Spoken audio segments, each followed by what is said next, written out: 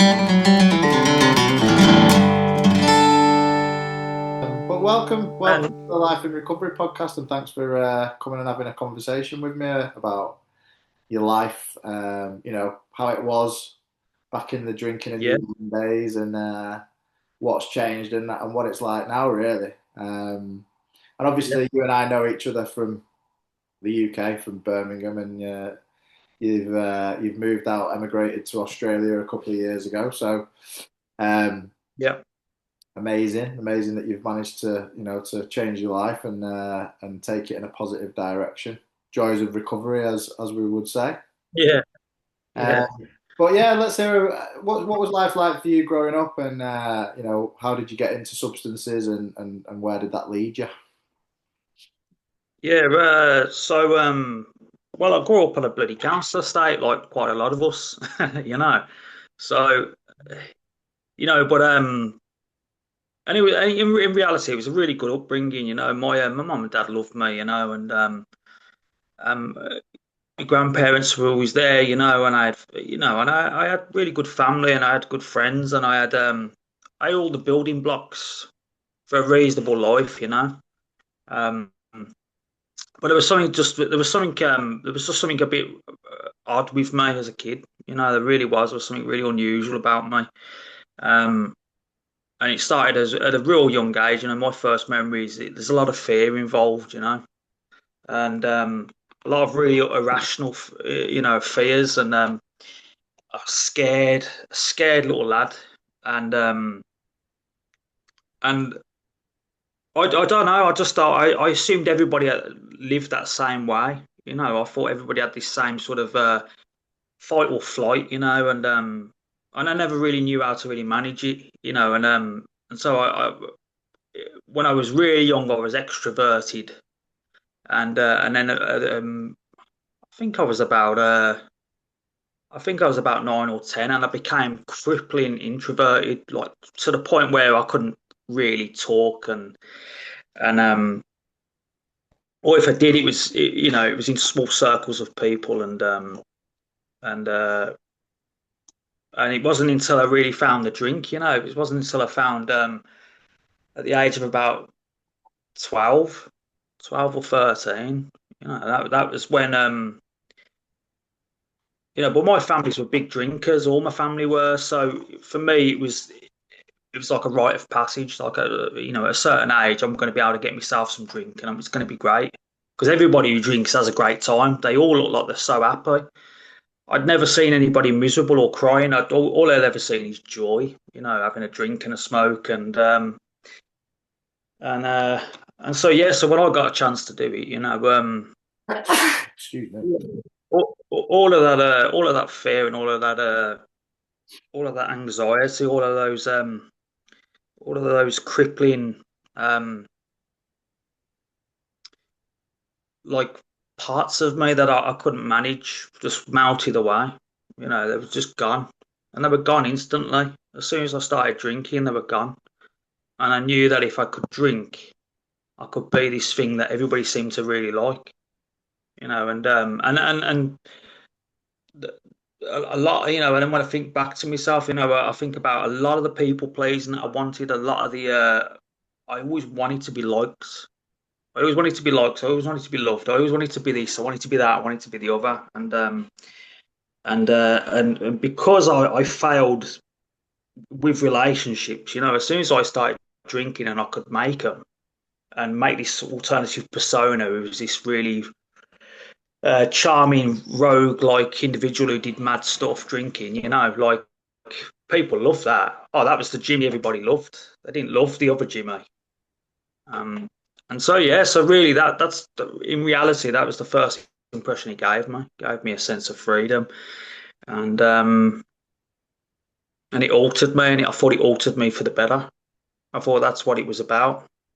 That's why people drank. Then I had that idea. Well, that's why everybody drinks is in order to get over this gut wrenching fear that cripples you, And and in reality, I didn't really have a clue what was going to happen. I didn't know I was maladjusted. I didn't know that I might have a disease that I I mean, I was diagnosed late myself with ADHD, and then I find out that people with ADHD are prone to addiction, and it kind of all correlates. It's all come, since I've been here. There's been so many things that have happened where uh, I can understand why I was the way I was, and the reasons why I drank, and why it was so accessible, why it was easy for me to do it, why I wanted to do it, and and how quick it was. My drinking career was very short, but short enough for me.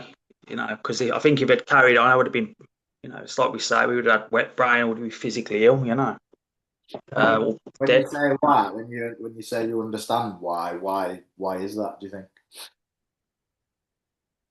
Um, why I drank, Yeah, or yeah. yeah, yeah,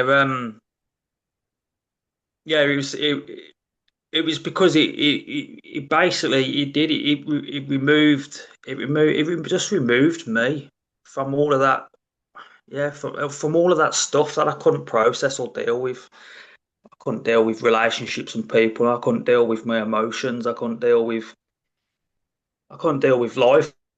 I couldn't deal with bills and responsibility and jobs, and I couldn't deal with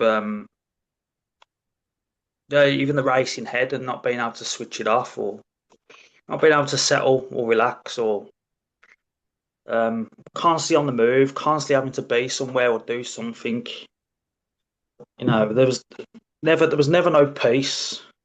There was always got to be something going on, because if I'm stationary, if I'm still, I'm missing something, or I'm missing life, or or a lust for life. Um, you know, and the drink brought all that. It brought it all into focus, and it brought it all into some sort of manageability and some sort of um, it gave me this sense of I thought I was truly was. You know. And without the drink, I wasn't anything at all. And a lot of this comes down into my creativity as well. I used to assume that the only reason why I'm creative is because I took drugs and I drank. And without drinking drugs, there was no way I was ever going to think of anything imaginative or anything creative without these substances. You know, because I thought better when I was drinking and I was drugging. And and that's not bloody the case. That's another load of bullshit. you know. Uh, and I think yeah, there's loads of things that were removed from me as time went on, though. The first thing that was removed from me was my God of my childhood. That was removed, and then it removed my mental health, um, and then it started to get me physically, and um, and that's the order it went for me anyway. Um, and I think the fact that I was lost, and I think the fact that um, I don't think I used to say a lot of times that I thought I was an atheist. When I think back again now, after this amount of time, is never was an atheist. I used to just talk it. A lot of times I was agnostic, and I still believe that there was something universal, something that was scientific, that was so far ahead of itself, like some sort of architect. That there was something that was there, bigger than me, and any time I was in the shit, I'd pray to that thing, always to get me out of the crap. It was always bargaining. I was never praying for anything other than myself, and but I don't know. It's one of them, isn't it, John? It's at one stage or another, something just shifts and something changes, and it's as if it just steps in front of us, doesn't it? And it gives us an opportunity um, to finally throw in the towel, And we have like a choice because we're given free will. We do have some sort of level of choice on it. Some of us are more fortunate than others, in this journey. I'm glad I was one of the fortunate ones. At least the second time I came in, that I was ready because why I drank, I didn't quite probably when I was in the drink understood why I did. Like I think like most of us, I think I came in completely blind and oblivious to really what it was all the backstory of what you know why I got into it. Um, and those early days in when I first walked in, it's really when I think about it, I was so screwed in the head. I can't remember most of it anyway. I can't remember a lot of bloody AA in those first few bloody months, mate. It's just a blank. There's like moments of where people said a few things and I identified with the head, and I just remember those little pieces because that's what made me go back, and people saying come back. What was the And what did the choice present itself as? oh well, so basically my last drink, man, it was on the 19th of February, 2016. Hang on, yeah, 2016, yeah, 19th of February 2016. And and the whole day was just a shit show. The whole fucking day was just bollocks. I got my daughter's there, she's nearly 2. My wife's with me as well. We take her to the Sea Life Centre in Brum, and I'm already pissed off. I already don't want to be there. I already want to have a drink. And we're walking around this place, and I just want to be gone. And the little one has an accident, falls in the she has a fall in the underwater tunnel section, and all of these mad behaviours come out of me. I thought I was a doctor, I thought I was a nurse, I thought I was this, I was that, I was the other. The wife thinks she knows better. Um, doesn't want to listen to me. My ego's hit. I'm like, fuck you, fuck the kid, fuck this, fuck that. Got on the bus with the pair of them. Like I haven't spoke to her for the whole journey back home. I've sat in a different place on the bus like a child. I dropped them back home and they're both crying at the bottom of the stairs as I just go, I need to go and have a drink. And walks out. And before this, I'd said that I weren't going to do A class drugs anymore. I says I weren't going to do top shelf. I wasn't going to do this. I wasn't going to do that. And proceeded for the next 12 hours to do all of that, and again get physically violent again with people in front of these pubs. Nearly get my head kicked in again, or I probably did because I remember waking up with a few bruises.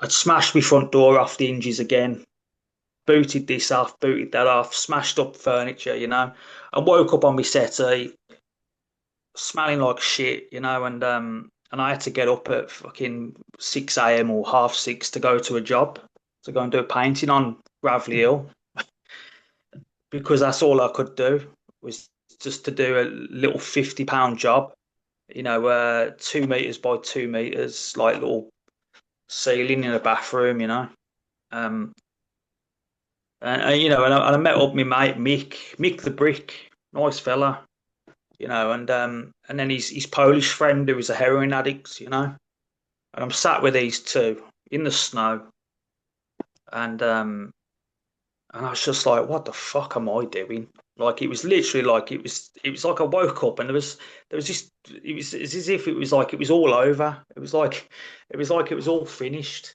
and I hadn't even it was like I didn't even have a choice. It was just like that's it, you're done.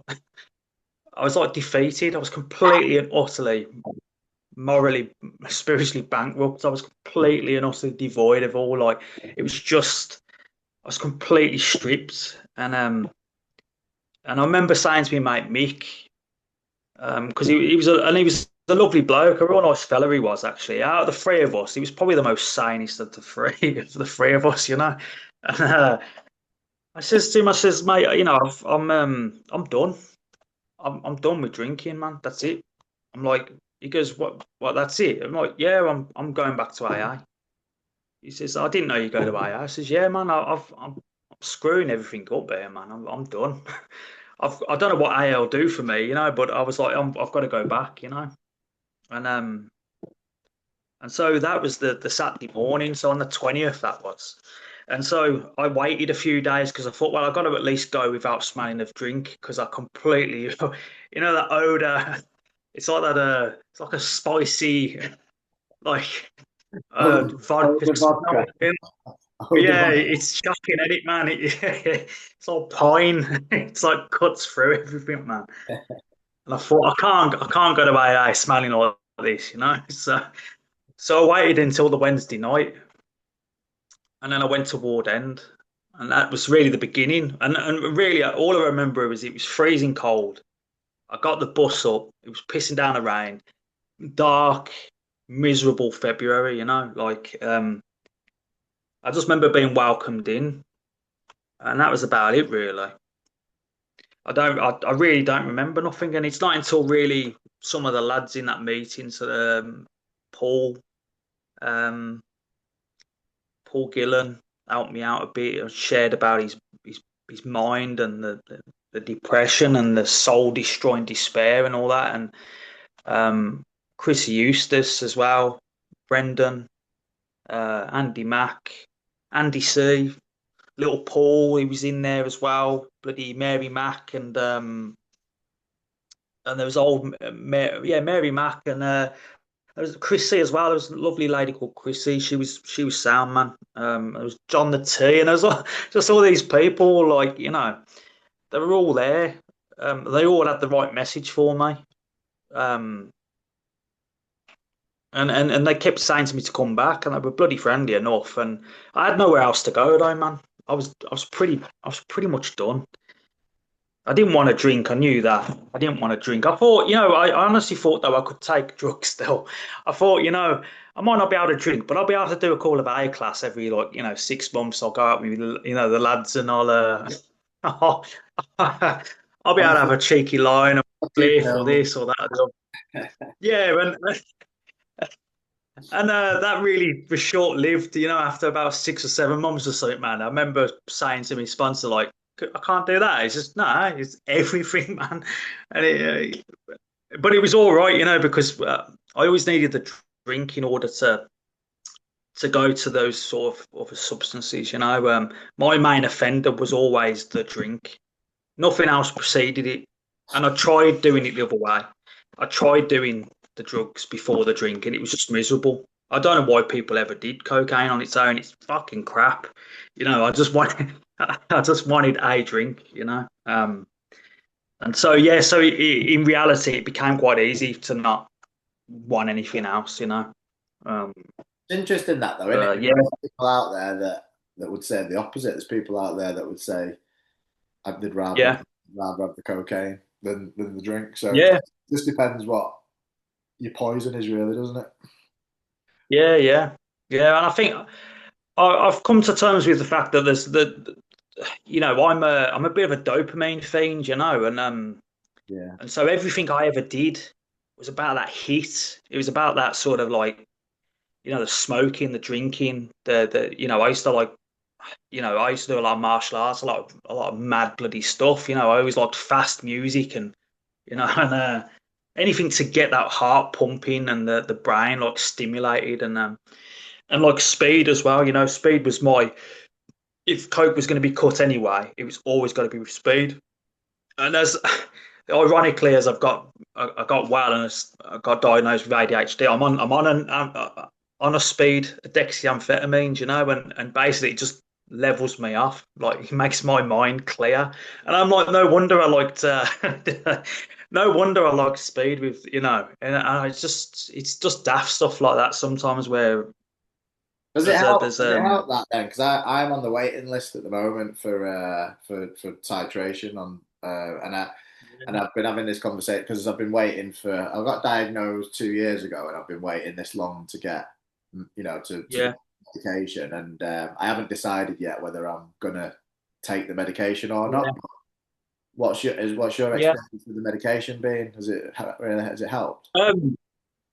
So I would say that so over the last 2 years since I've been here, it's a kind of a detour, but it's a detour worth it anyway. So basically, being here 2 years, I've landed in bloody Perth, man.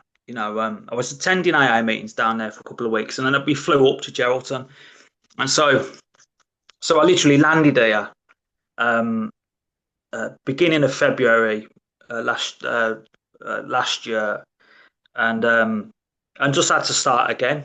I literally had to throw myself into the AA here, um, get some service, get a home group, and just attend the bloody meetings, get numbers, and start talking to people. And obviously, I've moved out here, and there's no distractions out here, John. There's literally nothing out here, man. Not nothing, but everything closes like the old days. In the 90s when Sunday was Sunday and it closed. Saturday it's like 3 o'clock. Everybody shuts. The cafes aren't open to all hours. The booze is closed. Like the town's dead. There's nothing going on. There's no excitement. There's no. You order something from Amazon. You wait 3 months. It's like it's there's nothing convenient about this life. And I've adjusted to that, but it battered me, so there's no distractions. There's not that many meetings. There's not many AA folk. The AA people that are here, there's only a couple of them that have my sort of temperament or my style of drinking. And so I was just, there's quite a lot of you lads like, where I used to identify just the way your families were, how you were raised, and I'm like an alien, and so I was running aground, and I'd taken my mental health back as well. In the UK, I'd left and I got off the sertraline. Like I don't need this anymore. I'm not depressed. I don't need it. And I ran for 2 years, and I just became spiritually unwell. And when I start to become spiritually unwell, my mental health starts to get unwell, and I'm treating all of this with excessive exercise. I'm running nearly every day.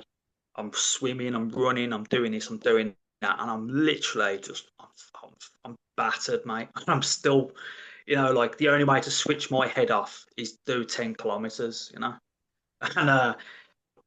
and then expect to get home, cook, look after the girls, do this, do that, do the other, and I'm just like that, just like a militant nutter, saying that I'm okay, and and so around about December, I went to a spiritual retreat, and I've never been to a spiritual retreat. To some degree, I still had contempt prior to investigation. I still had even after all this time, I still thought that I knew better.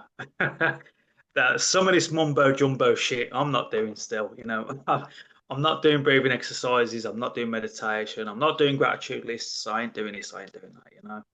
And I went to this event and it blew me out of the water. Um, and and I went with my mate, Paul. He's from Scotland. He's an absolute. He's fucking. It's lovely having him here because it's like I've got a little bit of Britain with me. Even though he's a jock, it's kind of like happy days. Okay. And yeah, and and and so we went down with him, and for 3 days, I experienced things that I have never experienced since I first come in. My first spiritual experiences I had with the prayer life and that that altered change in us, that psychic change that we have. And it's so powerful that it shifts us. And then for those good few years when you first come in, it's just like you've got that spark, man.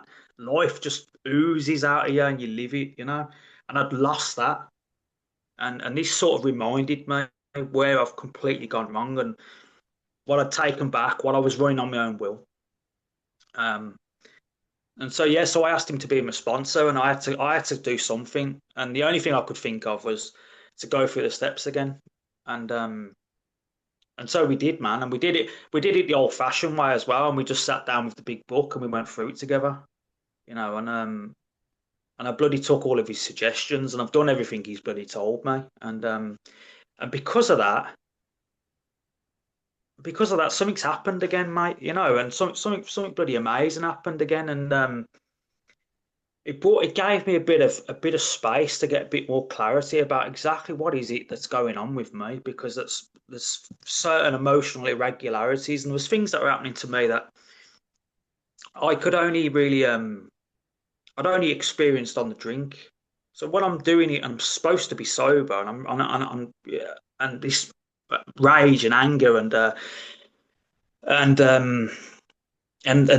the resentments I'm having with my wife, and the resentments I'm having with my kids, and the resentments I'm having at work, and it's not that I can't even seem to let them go. I couldn't seem to deal with them.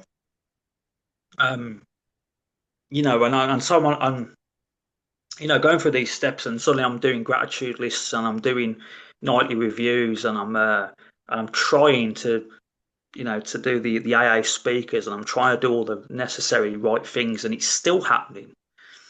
I'm like, my sponsor's saying there's something else going on, and even my mum and my missus says in the end, there's something else, and they've always said, they keep saying to me, you need to go to the doctors and talk about meds, or you need to talk about um, there's mental health going on, and I kept batting it away, and in the end, due to my daughter having ADHD and my missus and my mum doing research on it, they're like, "You've got ADHD," um, and I was just like, "Well, have I? I don't know." And eventually, so the push come to shove. Anyway, I've taken a leap of faith again and trusted somebody else's words, and and did all the tests and talked to the doctor, and I've done all these online tests and sent it all off, talked to psychologists, psychiatrists, all of that sort of stuff, and yeah, I've got it. It makes bloody sense then,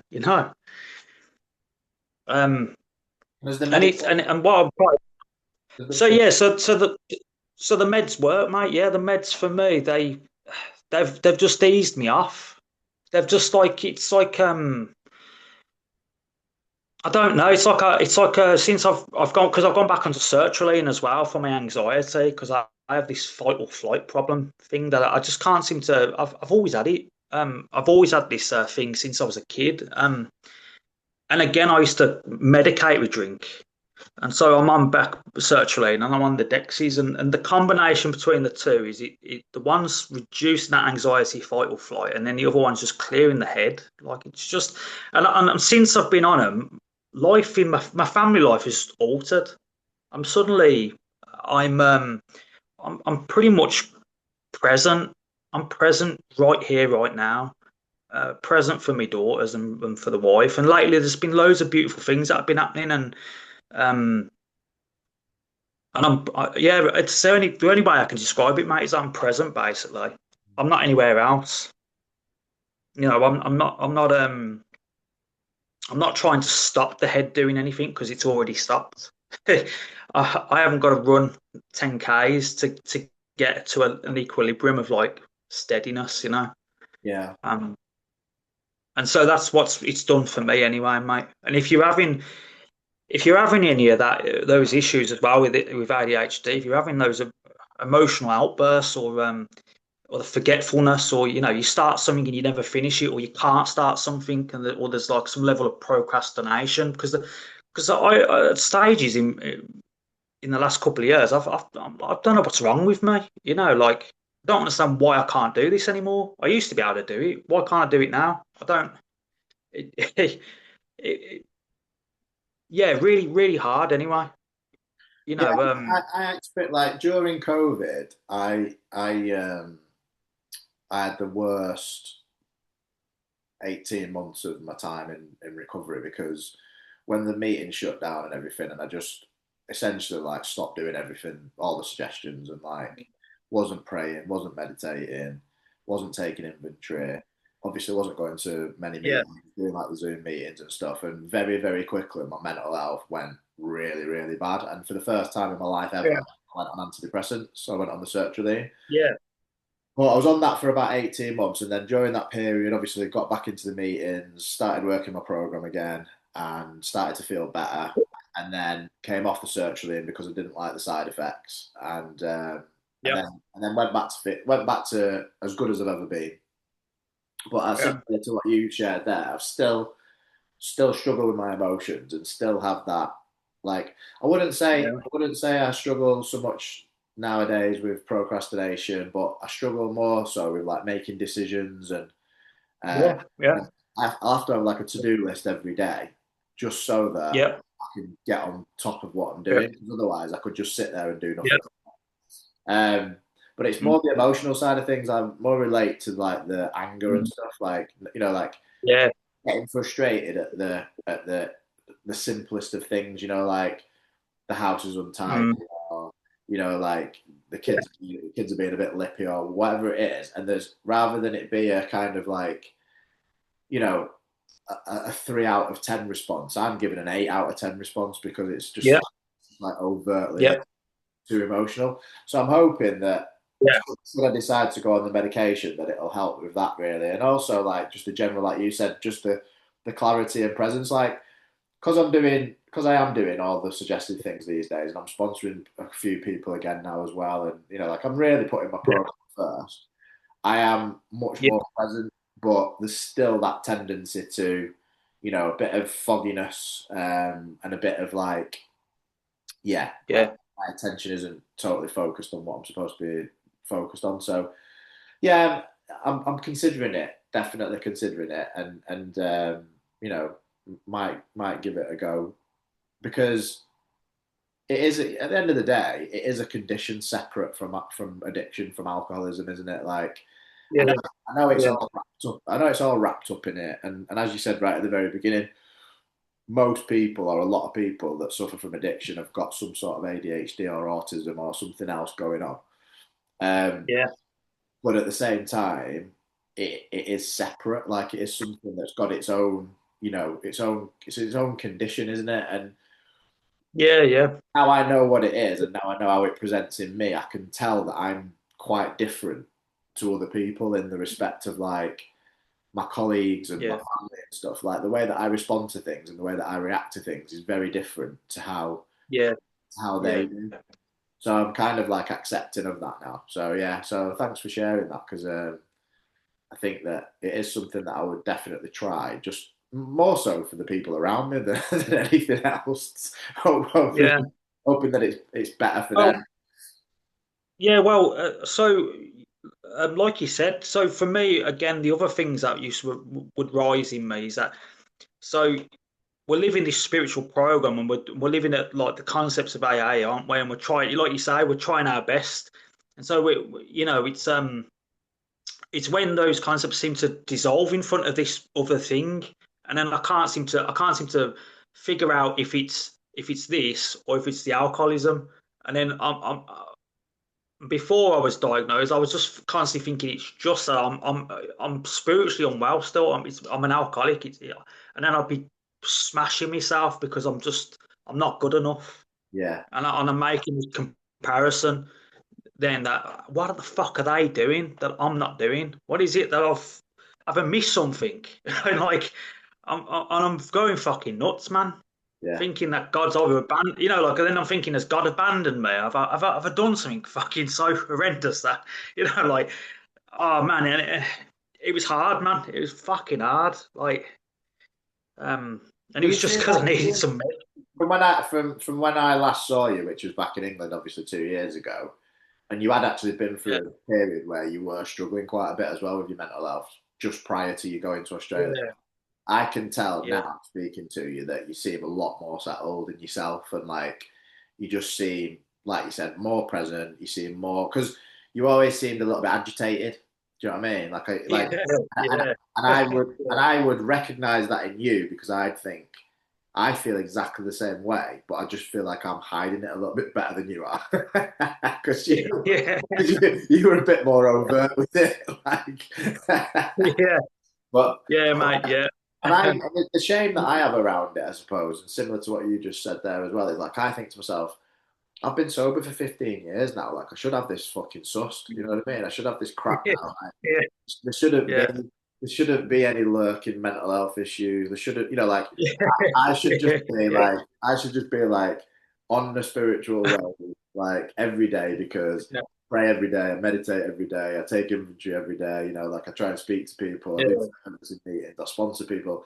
And I just think like what similar to you, like why is it that I'm struggling? And it is just a Mm. lot of it is just life on life terms. I mean, at the end of the day, like life's difficult, isn't it? I mean, I've had an operation on my finger, so I'm off work at the moment. Yeah. I've had a week off, and I've got another week off this week, and then I'm back to work. And when I'm not at work and I haven't got all those stresses, like life's been a breeze. This last, you know, like Mm. I've been able to walk the dog, you know, every like most days. I've been able to like catch up on all my life admin. I've been able to like do some reading, do some writing, you know, go to the gym, sauna, do all this stuff that, you know, during a normal Mm. week when I'm working, it's a struggle to get all that done because you're like Yeah. stressed, just generally stressed. And that's just life, isn't it? Like it's never going to be like just because you know you take some ADHD medication or you take some antidepressants or whatever, Yeah. never going to be like, oh my God, everything's absolutely sound at all times. That's just not Yeah. life. But No. there's a difference between the normal stresses of life and feeling overwhelmed all the time. Yeah. That's what I Yeah. think a lot of people Yeah. suffer with, and I have definitely suffered with that in varying degrees. Yeah. Yeah. Yeah. Yeah. Yeah. Our expectations. Yeah, man. I mean, my expectations of where, like, you know, where I should be right now. It's up. It's up here, man. You know, it's just it's okay. There can be lower. It's all right. You know, it's we're not God. You know, I mean, my sponsor says he got me to write what was it resignation letter from being God to God. You know, like dear God, I resign from being God. I'm not very good at like.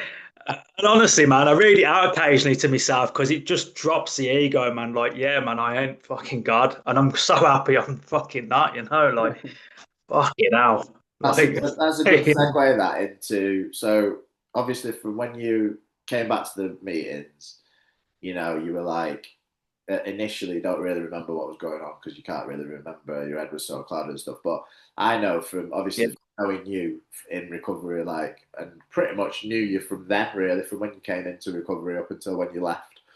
Um, yeah. what was that journey like, and how did you go from being a kind of agnostic to having this belief in a higher power, and you know, and what's that done for Yeah. you? Yeah. Yeah. So I think I think I was about 4 months. I think it was about 4 months sober. Well, I say sober. 4 months without a drink, and I hadn't done any steps, and I hadn't got a big book, and oh no, no, actually, I didn't have a big book either. I hadn't got the steps. I hadn't got a big book, and I hadn't got a sponsor. I wasn't really chatting to a lot of people, other than the people in the meetings, and again, it was a Wednesday night, and I remember just saying, I feel like I'm about to go and have a drink, I remember just the fear of leaving that meeting because I had to go past the Fox and Goose, and I had to go past this pub and the Hunter's Moon and fucking this and that and the other. And I was just like, I'm bollocks, man. I'm going back out. I need help. I don't know what the fuck to do. And I think I'd also avoided some drinking. Um, there was something else I'd avoided as well, and it was just scaring the living shit out of me. And so I asked for help. I just didn't know who the fuck to ask, and so Mary Mack, this little old Irish lady, man, she pulls me aside outside. And she tucks me over to Andy Mack and just goes, Andy, look after him for me, and just walks off, just like, see you later, like, and so yeah, so that's the greatest thing that ever happened to me, really. At the time, I just thought, who's this mad Irishman? Like, what's he going to do for me? And he gave me his number. He says, give me a call. Yeah, I'll speak to you in a bit. And yeah, right, sound, all right. And so we started chatting, and he started picking me up. And and he used to turn up at my house in a transit van, and we just attend meetings all the bloody time, you know. Um, and him and Paul Gillen, they both used to turn up at my house, you know, and that sense of fellowship, you know, it was again, it was just nice that people were friendly to me, you know, because people used to despise me coming, you know, or if they see me, they cross the road, you know, and so yeah, so you know, me and Andy, we started chatting, we started making having a relationship, you know, in that regard, you know, and um and then he started to talk about the steps, and he wanted to get me on the steps as quick as possible, you know, and we did, and I remember taking nearly every step with him, you know, it was you know, the first couple of, you know, you know, I did the homework, you know, for step one. Um, Sorry, hang on, mate. That's all right. Sorry, it's a little one. um, yeah, so I did step one, you know, and turn my will over and you know, and my life over to the care of God, or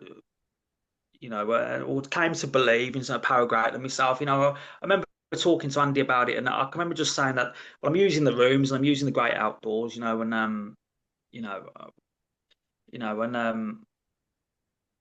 and it seemed to work for me anyway, you know, and going out for walks, you know, and that's all I really had because I had no job.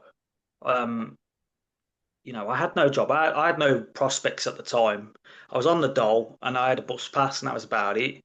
And you know, I couldn't really run. I couldn't really do anything really majorly physical. Um, you know, so I just went for walks, you know, and I'd leave the house on the days that I didn't go to meeting, which was pretty much like, I'd either go for a walk after the meeting or before the meeting anyway, because I remember I was doing bloody meetings every bleeding day, at least twice a day for quite some time anyway, you know. And but these long walks, man, I'd go for a few hours because my head would just be battered, you know. And you know, it wasn't really till I was introduced to step three, the step three prayer, really, you know, and uh, that's really the turning point, I think.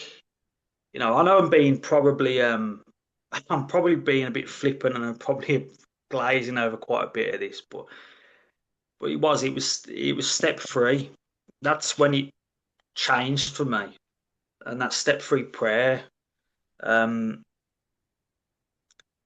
um, because the ideas that I had about God, at least that it was the great outdoors, and I was using the rooms, and um, I just thought the prayer was just like it just helped me out as long as I say it every day, because that's what I was told to do. I was told just to say it every day, and that's it. And so that's what I did. I used it every day, and I took it seriously because there was again I wasn't really under the idea of what exactly I was kind of asking for either. Even though I was reading it out, I didn't really understand the concepts again. Um, but it became my little morning routine because I was told this is what we do. We hand over in the mornings and or we turn our will over, you know, and um, and that's how we start our day. And so that's what I did. I started my day, not necessarily on my hands and knees, but I used to have this little step outside my back garden, or just near the back garden. There's like um, an outside toilet run, and then there was my back door, and I used to have this little step, and I used to smoke my rollies there, and I'd have my coffee and my rollies, and I'd sit down, I'd do my prayer, and I did that every day for ages, and something just happened. Something bloody happened, didn't it? You know, and it was one of those days where I'm with my daughter and uh and the drink was on me, and all I had was this step three prayer, and I just was saying it non-stop. I just said it non-stop until this, because it was so strong, this feeling that I was going to go and drink. It was massive, you know, and it was battering me, and that was the only thing I could think that I could do. And she's asleep next to me, and I'm lying there having to say this prayer, and and then I had this it's as if somebody set a fire inside of me. Um, it was literally like my whole body was on fire, like powerful, like just like kind of like it just lit me all up, and it was all gone. It was just like I was just the maddest experience I've ever had in my life, and I've never had it ever since. And it lasted for some good hours. I had this like, yeah, I think one of the old timers in Brum he had a similar thing where it felt like he had a shield around his body. I think that's what he described it as. I've heard a few I people can't share. remember. I've heard a few people share things like that with it, where they've had that experience. And one of the things that I've come across in like researching spirituality over the years is that I think that there's something to do with like the Kundalini energy. This like Yeah, this Kundalini practice where once you kind of whatever it is that you do, because I've never done Kundalini, but whatever it is that you do, it kind of like no, sets off this fire within you, literally from the base up all the way up to your head. And it yeah, sounds very similar, but I don't really understand how how you're praying has activated that. Do you know what I mean? I don't know what the mechanism is, but it yeah, seems like the same thing. But ultimately, it's like this mad spiritual experience of like you said, yeah, like being on fire, like being spiritually just activated. I think. yeah, yeah, and it just engulfed me, man. And then it it was kind of like and that was probably the thing that shifted me completely. It was like I'd went from I went from kind of like came to believe into like a believer, like it was like I literally went from just that, like I'm coming to believe that, yeah, the whatever the hell that was, that's, the only reference I had was like, well, the description of like the Holy Spirit. Like that's the only description I ever had was like, that's what I imagine that's what it was Yeah. like when they talk about it. Um, There's a difference between and I was, believing and knowing, isn't there? Like you go from having yeah, this kind of belief in something, and then all of a yeah, sudden you have these experiences, and you're like, now I know for certain that there is something. yeah, yeah. Yeah, and so that was well, and it's funny because even though that happened to me, and then I was like, there is a God. I don't know what it is still, but there's something. Yeah, I still took my time with step four. of I course you did. still, I still like to enjoy a bit of that pain. Um, but I wasn't necessarily so fearful about. I wasn't really fearful about the drink, and the drink. I think really at that moment it was gone. It never returned. Um, and then it was living. That's like it was amazing. Like God removed that. Thank you for that, man. Like you're a you're a top man. And then he left me with life, and I was like, oh, oh shit, yeah, defects of character. Yeah, leave you with that. Fucking like, and, but but doing the step four, and spiritual Kev was a great help in that. Spiritual Kev never took no bullshit, man, and just said it as it was. And I got the ump with him because he told me as it is. He says you're just fucking around. You're not going to do it, And it was something along those lines. I was like, I'll fucking show you, you fucking prick, like. And I went away and went and did it, And it was the best thing I did. I was so happy. I was like, oh, did 4 and 5. I shared the carnage of the past. I've removed it. I claimed my I claimed my stuff that I needed to amend to. Um, and really the my second go through the steps has made more clarity in step 6 and 7 for me anyway. Because um, I did it at the best of my ability at the time. The first time went through, but it was the second time this year that it changed 6 and 7. Like the act of humility anyway, or what it really meant. Um, my intentions and my motives. Um, really how far does my selfishness really go down into? Where does it really, like my understanding of what selfishness is, or my self-centeredness. Like I didn't realize how many layers there was. I didn't really realize how many times that something that unnerves me or makes me respond is because somewhere seeded right deep down it's because I want it this fucking I want it this way. I want it that way. You know, it isn't going to what I desire, what I need. Um, and I didn't realize it's really bizarre. Oh, it's not really bizarre, but I think it's the nature of the illness. I think Danny Murphy always says about the second surrender. Um, and I always love. Well, I didn't always love it because when I used to hear him say that, I just didn't understand. I didn't understand what he really truly meant. Like, Like and the so the first time around, so the first time around, I went through step 6 and 7, and I feel I thought I did a good job. I got my defects. I went on to step 8 and 9. I made my list of people I'm gonna make my amends to. I did my amends. I did, I thought I was practicing a good step 10. Where I'd apologise if I did something. Um, and then 11 and 12. Well, I'm passing it on. I'm doing my prayer life. I don't do none of the other stuff though. Like it's shortchanging yourself when you don't do everything. It's literally going to a 5-star restaurant and then eating out the bin. Like when you can have when you can have a 5-star meal. Like now I'll have the bin. Yeah, I'm all right, man. And so yeah, so there's these little things that popped up in the second go around though. And there's quite a few things. I mean, the great part in the 12 by 12, it talks about like things like, if you're clever enough when you avoid particular things, then yeah, things ain't gonna get you.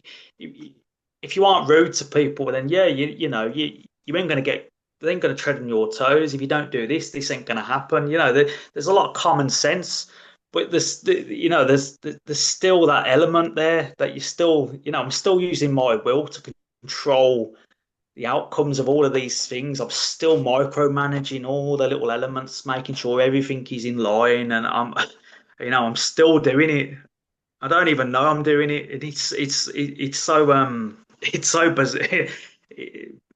It's amazing, isn't it? The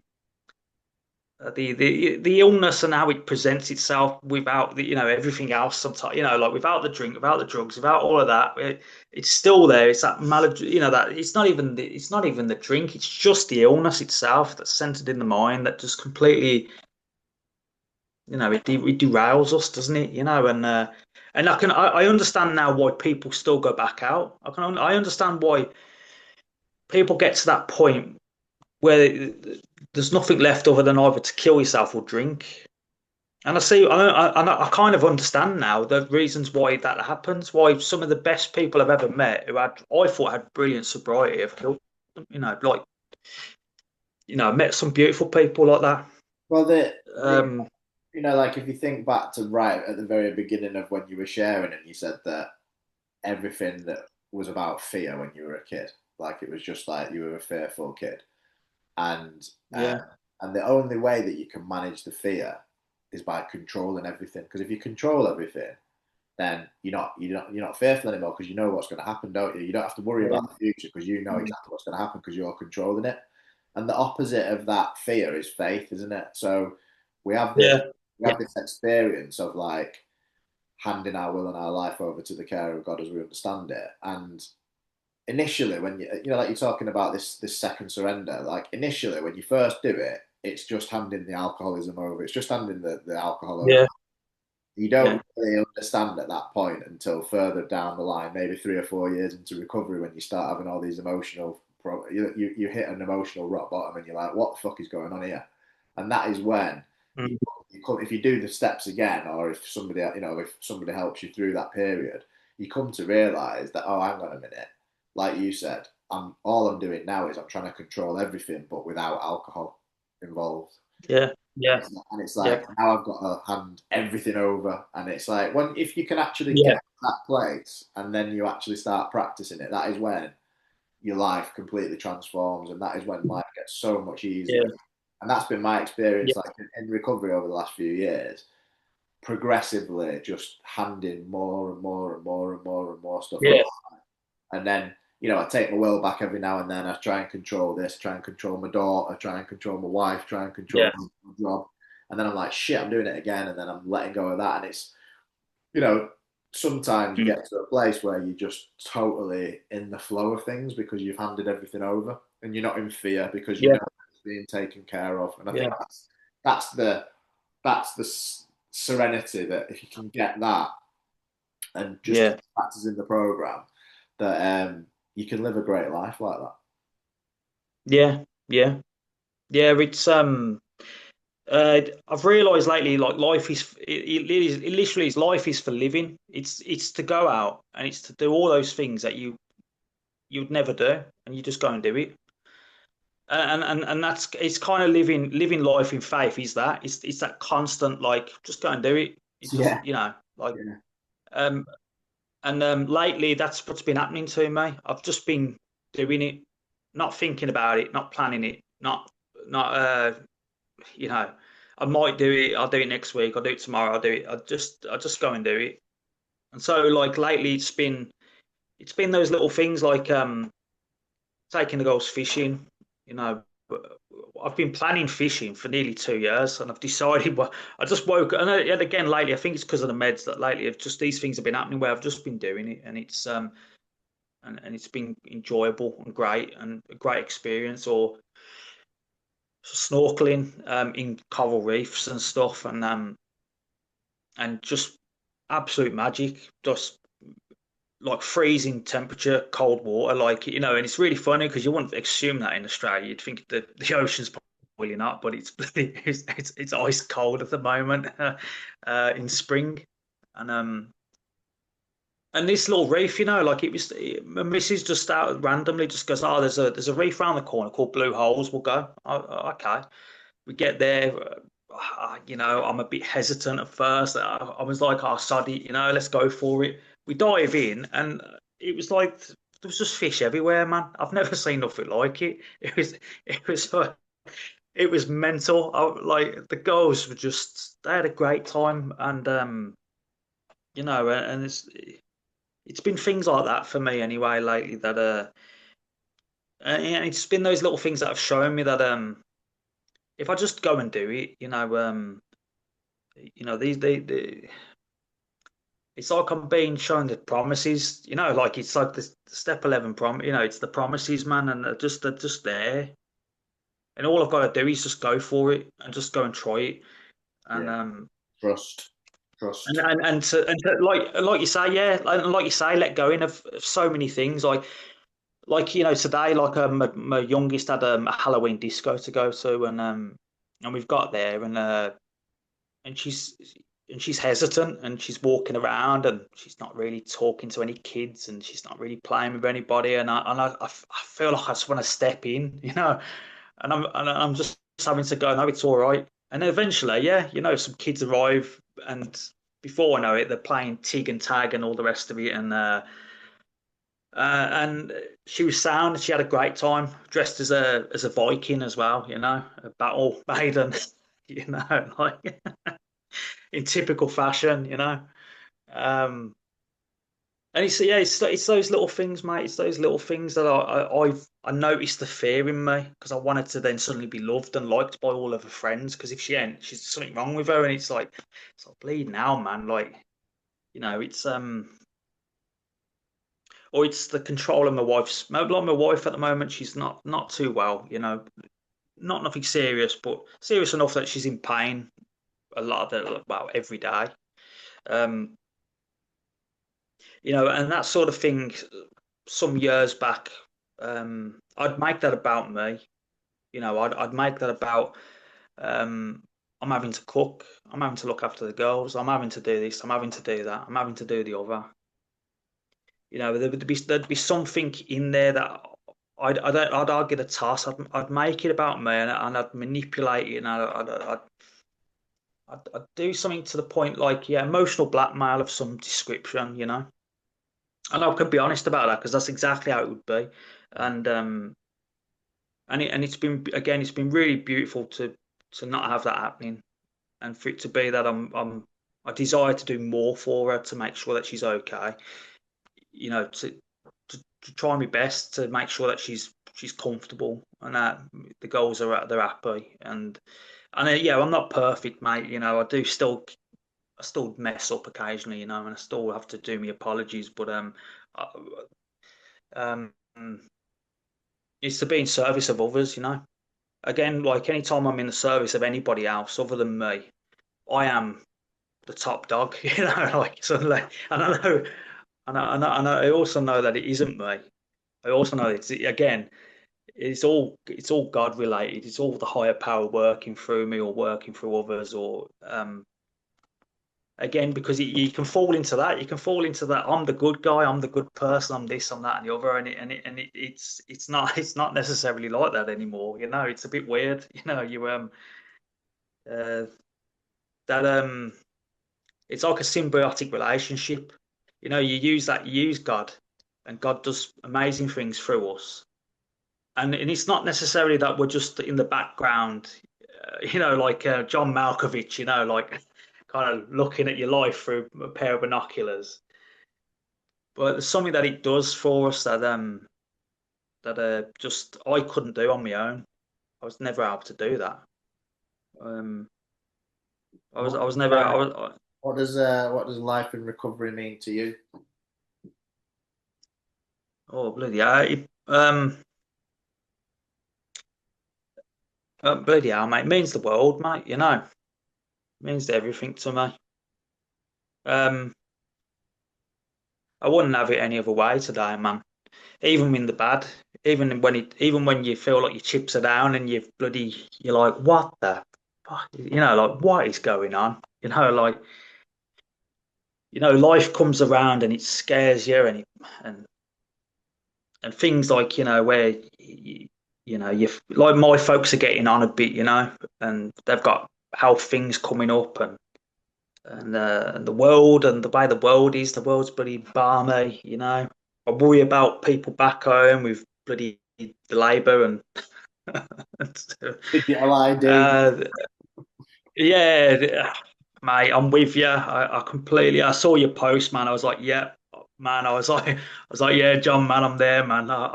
They're talking about it over here as well, uh, man. And it's stuff like that. It's stuff like that that in the face of all of those sort of things, that recovery just seems to shine through, regardless of all of that. Yeah, AA just seems to be able to AA seems to just smash it to pieces, man. Because it doesn't mean nothing. Because in reality, um, I think when I really think about it, I think if what I think God's done for me, I think God's always got our back as an entire race. I think it allows us to do things to each other and to because we've got the free will. But I ultimately think God wins. Man, I really do. I don't know how that is going to look like. I don't know what that means either. I really do think that though, man. I really do. I just don't. I just um, and that's for sobriety, man. That's the whole package, mate. All the people here that have helped me as well. I've been. I got here and I started doing service and I've helped out with the roundups and our conventions. And this year I was bloody the chairman, of a roundup. Like I was like put into the position by the rest of the AA members. I was, oh, thanks for that. I wasn't even there to be put into it. I didn't even put a vote in. I just arrived and they were like, oh, you're chairman. See you in a bit. Oh, yeah, Um, mate, at times I was thinking, man, I don't think I'm going to get this done. I don't think I'm going to be able to do it. And I managed to get through. We managed to make money. We had about 60 people there. For Geraldton, that's massive. and I was responsible for money. I was responsible for making people welcome and making sure the meetings ran. And I had help, obviously, Um, yeah, it's stuff like that. I'd never do that again. Sobriety is it's not just life beyond your wildest dreams. It's things that you would never imagine that you'd ever be capable of doing. Yeah. And it just takes time. Give time, as they used to say. The longer you're around, if you keep doing the right suggested things, if you keep doing it, keep applying yourself. These things do bloody materialize. They do. Um, without a shadow of a doubt. Nothing ever in that book has ever been untrue. Other than that, it's been untrue because I've not necessarily got there yet. And then you finally cross that line, and you're like, that was true as well. Like Yeah. I get what that means now. I understand that. Yeah. I don't know what this section means. I might understand that in another 10 years. Like that. It's pretty much what I've got to now. It's like whatever it is that I don't understand. One day I will. There'll be some reason. It's just not right now, Jim. You're okay where you are. You know, like, and it's great to know my place. It's great to know exactly where I'm supposed to be. Because even it's really bizarre because I am supposed to be here as well. This is where I was supposed to go. I didn't know that. 10 years ago, mate, when I was in when I was in Ward End, on the back street, going into this dilapidated church, with no central heating, drinking drinking coffee out of old aluminium kettles. The last thing I was expecting, I was going to be in Australia. It was just not. It was not the thing for me. That's not exactly what I was expecting. The irony of it is Um, that when I was in Australia 15 years ago, which is where I got sober, well, I said when I stopped drinking just before I went to Australia, if you'd have told me that 15 years later I'd be living in Birmingham, I would have said no, no chance. So we're both yeah. experiencing the same thing from different sides of the world. But Oh, listen, mate, mate. it's been a pleasure speaking to you today. Thanks very much for Yeah, doing John. it. I've really enjoyed it, and I'm really glad that you're doing well over there, and it's lovely to see you. And yeah, Yeah, long and may the recovery continue, mate. Long may the recovery continue. yourself, Mucker, and